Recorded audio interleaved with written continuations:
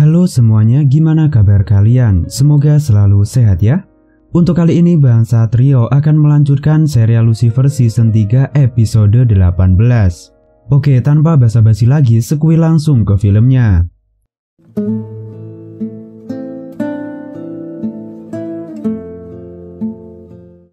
Di episode ini kita akan dibawa pada tahun 1950-an. Di kala itu, Letnan Markus sedang menangani kasus pembunuhan berantai terhadap pasangan yang berselingkuh. Kembali di waktu yang sekarang, Letnan Markus sedang melihat koran jadul yang memuat berita mengenai pembunuhan tersebut. Tak berselang lama, di sini Chloe datang dan mengatakan jika konser Azhara kemarin sangatlah luar biasa. Sedangkan di luar ruangan, Ella mengatakan pada Lucifer jika terlihat banyak chemistry antara Chloe dan Letnan Markus. Lucifer pun menyangkal hal itu. Di sini terlihat jika Lucifer tengah cemburu melihat kedekatan Chloe dan Letnan Markus. Saat Letnan Markus ingin mengajak Chloe untuk makan malam, tiba-tiba Dan datang untuk menyampaikan jika terjadi pembunuhan yang menewaskan sepasang muda-mudi. Aminadil mengatakan ujian apa lagi yang akan diberikan sang ayah kepadanya. Selain itu, berapa banyak ujian yang harus dia selesaikan. Sebenarnya Aminadil mengatakan itu semua saat dia berada di depan kasir hingga membuat si kasir kebingungan. Setelah Aminadil memesan kopi, tanpa disengaja Aminadil melihat Charlotte yang juga berada di sana. Aminadil pun segera mengejar Charlotte sembari memanggilnya ibu. Tentu saja Charlotte kebingungan bagaimana dia bisa memiliki anak seperti ini, udah botak hitam lagi. Setelah Aminadil mengatakan mengenai Lucifer dan pedang api, di sini Aminadil baru menyadari jika itu bukanlah ibunya. Saat Charlotte bertanya apa hubungan Aminadil dengan Lucifer dan dirinya, di sini Aminadil justru mengatakan jika dia salah orang dan pergi begitu saja. Di lokasi TKP, Lucifer bertanya apa yang dilakukan Chloe dengan Letnan Markus semalam. Chloe pun menjawab jika mereka hanya pergi untuk menonton konser. Tanpa diduga, di sini Letnan Markus datang ke TKP dan mengatakan jika kasus ini berbeda dari biasanya. Korban kali ini bernama Robbie dan Rachel yang tewas akibat luka parah di bagian dada. Letnan Markus mengatakan jika pada tahun 50-an ada pria bernama Clark Hoffman yang hobi membunuh pasangan tukang selingkuh dengan merumukan dada serta memasukkan cincin di dalam kerongkongan korban. Tapi Chloe memberitahu informasi jika Clark Hoffman sudah tewas di dalam penjara beberapa waktu yang lalu. Letnan Markus selalu berspekulasi jika kematian Clark mungkin telah mengilhami seseorang untuk meniru perbuatannya. Dari kedua korban, ternyata Robbie diketahui sudah menikah sedangkan Rachel masih berstatus lajang. Saat Dan mengantar Trixie pulang, di sana Dan mendapati jika Messi telah membawa teman sesaatnya ke rumah untuk berpesta hingga tepar tak berdaya. Tentu saja di sini Dan sangat marah karena hal seperti ini seharusnya tidak pantas dilihat oleh anak kecil. Dan pun dengan tegas meminta Messi untuk membereskan semua kekacauan tersebut. Di kantor kepolisian, sebelum Chloe dan Lucifer menginterogasi istri Robbie yang bernama Emma, di sini Lucifer memperingatkan Letnan Markus jika hanya ada dirinya yang berada di samping kehidupan detektif Chloe. Di ruang interogasi, Emma mengatakan jika dia memang kesal dan marah ketika mengetahui suaminya berselingkuh. Tapi walaupun begitu, Emma tidak pernah terbesit untuk membunuh suaminya. Selesai menginterogasi Emma dan mengatakan jika terjadi pembunuhan lain yang sama seperti kasus pertama. Korban di TKP kali ini bernama Mary dan Dennis. Mereka ditemukan sudah tak bernyawa di atas ranjang. Kali ini Mary diketahui sudah menikah dan berselingkuh dengan Dennis. Di sini Chloe pun mengatakan jika tidak ada keterkaitan hubungan antara korban pertama dan kedua. Yang jelas korban pertama dan kedua tewas saat bersama dengan selingkuhannya. Di tahun 50-an, Letnan Markus dihampiri oleh seorang wanita ketika dia sedang menangani kasus pembunuhan pasangan tukang selingkuh. Di sini Letnan Markus mengatakan jika terdapat 6 TKP tanpa petunjuk sama sekali. Di kantor kepolisian, Letnan Markus menunjukkan rekaman CCTV sebelum terjadi pembunuhan di TKP kedua. Di sana mereka melihat seorang pria yang berhasil diidentifikasi sebagai Neil yang terlihat mengintai tempat tersebut. Di kantor Dr. Linda, Aminadil datang dengan terburu-buru dan mengatakan jika Charlotte telah kembali. Di sini Dr. Linda menyadari jika selama ini Aminadil belum mengetahui mengenai kabar Charlotte yang sudah kembali.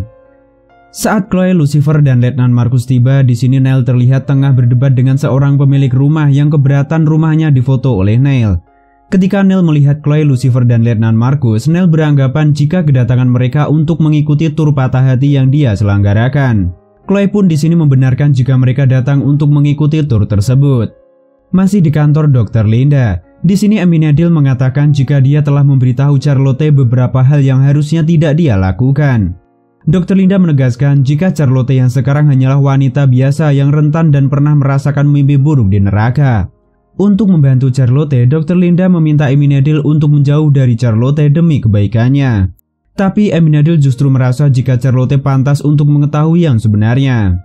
Di dalam tur, Neil mengatakan mengenai rumah yang menjadi lokasi TKP pembunuh patah hati. Di sini, Letnan Marcus pun memancing Neil dengan menghina cara kerja si pembunuh yang tidak rapi dan terkesan seperti pemula. Mendengar hal itu, Neil pun mengatakan beberapa informasi yang belum diketahui oleh mereka. Hal ini pun membuat Neil ditahan atas dugaan sebagai pelaku. Setelah itu, Letnan Marcus memilih untuk pergi terlebih dahulu karena bar yang dulu sering dia kunjungi ternyata ada di dekat sini. Saat masuk ke dalam bar, Letnan Marcus melihat wanita yang sama dia lihat di tahun 50-an.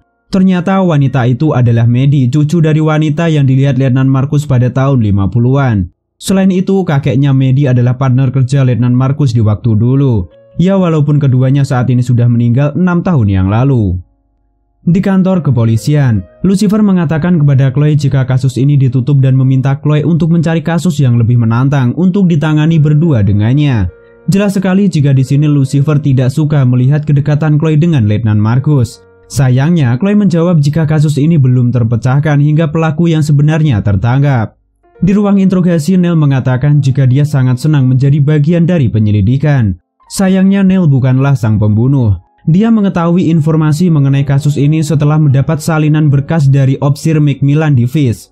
Sementara itu, Dan sedang marah kepada Messi karena mengizinkan Trixie membawa brownies bercampur ganja di saat hari penghargaan guru. Dan mengatakan jika Messi tinggal serumah dengan seorang anak kecil, Messi harus bisa menjaga perilakunya. Messi lalu mengatakan jika dia lelah berusaha menjadi bukan dirinya. Selain itu, Messi juga merasa bosan tinggal dengan Chloe serta Trixie. Saat mengucapkan hal itu, Messi tidak menyadari jika sedari tadi Trixie berada di sana hingga membuat Trixie pergi dan menangis. Di kantor kepolisian, Chloe menghubungi Letnan Marcus dan mengatakan jika Neil bukanlah pelakunya. Letnan Marcus kemudian meminta Chloe untuk menemuinya demi melihat berkas salinan milik kakek Maddie mengenai kasus tersebut di zaman dulu. Saat Chloe hendak pergi, Lucifer sempat melarang karena mereka tidak membutuhkan bantuan Letnan Marcus. Sayangnya, Chloe tetap pergi karena Letnan Marcus kemungkinan menemukan petunjuk yang lain. Kembali di tahun 50-an, Letnan Marcus merayakan keberhasilan kakek Maddie memecahkan kasus tersebut. Di sini sebenarnya nenek Maddie berniat untuk mengajak Letnan Marcus berkencan, tapi Letnan Marcus justru menolak karena memilih untuk menutup diri tanpa membuka pintu hati. Kembali ke masa yang sekarang, Chloe mengatakan jika keterkaitan semua korban pembunuhan berawal dari sebuah acara radio yang membahas mengenai cinta dan asmara yang gagal karena orang ketiga. Di kantor kepolisian, Ella menjelaskan jika terdapat acara radio yang sama bernama Chance Chocolate. Di acara ini, korban perselingkuhan akan menjadi narasumber, dan pihak radio akan menelpon pasangan dan juga mengirimkan coklat pada orang ketiga atau pelakornya. Untuk mendapatkan informasi tambahan, Lucifer diminta menjadi korban perselingkuhan antara Chloe dengan Letnan Marcus. Di acara radio, Lucifer mengatakan jika pasangan sekaligus partnernya telah berselingkuh dengan atasannya. Di saat break, si penyiar marah kepada asisten produksi karena salah membeli makanan yang dia pesan. Acara pun kembali dimulai. Si penyiar menghubungi Chloe dan menanyakan apa yang membuat Chloe bisa memilih atasannya. Chloe sebenarnya sudah menyiapkan catatan sebagai jawaban. Namun di sini Chloe justru menjawab sembari melihat Letnan Marcus. Bisa dibilang jika rasa kekagumannya Chloe pada Letnan Marcus memang berasal dari dalam dirinya sendiri. Di saat Chloe tiba di rumah Letnan Marcus, di sana Chloe mengagumi koleksi batu yang dimiliki oleh sang letnan. Di saat persiapan semua sudah siap, tiba-tiba Lucifer datang menghampiri Dan. Lucifer langsung bertanya bagaimana Dan bisa merelakan Chloe saat Lucifer datang menggantikan posisinya. Dan pun mengatakan jika dia mengerti perasaan yang dialami oleh Lucifer melihat kedekatan Chloe dengan Letnan Marcus. Dan hanya bisa menjelaskan jika semua orang berhak menjalin hubungan dengan siapa saja dan kita tidak bisa memaksakan kehendaknya. Sementara itu, di dalam rumah Chloe mengatakan kepada Letnan Marcus jika kedekatan mereka bisa membuat situasi kerja menjadi canggung. Di saat itu juga muncul seorang pria misterius di luar rumah. Setelah Dan serta Lucifer meringkusnya, ternyata pria itu adalah asisten produksi di stasiun radio sebelumnya. Pria itu mengatakan jika dia datang untuk mengirimkan coklat dari stasiun radio sekaligus mendokumentasikan kejadian itu untuk diupload ke dalam website pribadinya tanpa ada menghilangkan alamat rumah tujuan. Dengan begitu, pembunuh dalam kasus ini bisa siapa saja yang mengetahui alamat rumah si pelakor. Sementara itu, terlihat seorang pria misterius menggunakan obat bius aerosol saat Chloe dan Letnan Markus sedang asyik mengobrol. Saat Chloe hendak mengatakan sesuatu, tiba-tiba Chloe langsung tidak sadarkan diri disusul dengan Letnan Markus. Melihat Chloe dan Letnan Markus sudah tak berdaya, pria itu masuk dengan membawa palu dan menggunakan masker untuk menghindari COVID-19. Beruntungnya, aksi pria itu berhasil dicegah oleh Lucifer. Ternyata pria itu adalah pemilik rumah yang tidak suka rumahnya difoto oleh Neil. Pria itu juga mengatakan jika aksinya dimulai semenjak dia menemukan jurnal milik Clark Hoffman. Dia berniat membunuh pasangan yang berselingkuh demi membantu orang yang diselingkuhi. Karena orang yang selingkuh pantas mendapatkan hukuman seperti ini. Terakhir, pria ini tidak sadarkan diri setelah dipukul oleh Lucifer. Setelah itu, Lucifer pun bergegas menghampiri Chloe yang sangat khawatir dengan keadaan Chloe. Di kedai kopi, Eminedil sengaja mengikuti Charlotte. Sayangnya, aksi Eminedil di sini tertangkap basah oleh Charlotte. Charlotte pun meminta Eminedil untuk mengatakan yang sebenarnya. Eminedil lalu mengatakan jika dulu Charlotte adalah ibunya. Eminedil juga meminta Charlotte untuk duduk sehingga dia bisa menjelaskan semuanya. Saat Chloe pulang ke rumah, dia mendapati Olga yang menemani Trixie bukannya Messi. Olga mengatakan jika Messi pergi sembari membawa semua barang miliknya. Setelah Olga pergi, di sini Lucifer datang dan menjelaskan jika dia memang terlalu posesif melihat kedekatan Chloe dengan Letnan Markus. Tapi di sini Lucifer menyadari jika ada banyak ruang di dalam diri Chloe untuk segala jenis hubungan, walaupun salah satunya berkaitan dengan Letnan Markus. Terakhir, Lucifer berpesan kepada Chloe untuk selalu berhati-hati. Di dalam bar, Letnan Markus mendapatkan telepon dari Chloe yang mengajak Letnan Markus untuk makan malam di hari berikutnya. Setelah menutup telepon, di sini Maddie datang dan mengatakan apakah telepon itu dari orang yang spesial. Letnan Markus pun membenarkan hal itu dan mengatakan jika dia berani membuka hatinya karena orang yang spesial ini adalah kunci bagi Letnan Markus mendapatkan keinginannya. Dan episode 18 pun berakhir. Tunggu kelanjutannya hanya di channel Bang Satrio. Terima kasih semua, Bang Satrio di sini. See you next clip. Bye bye. Bye bye.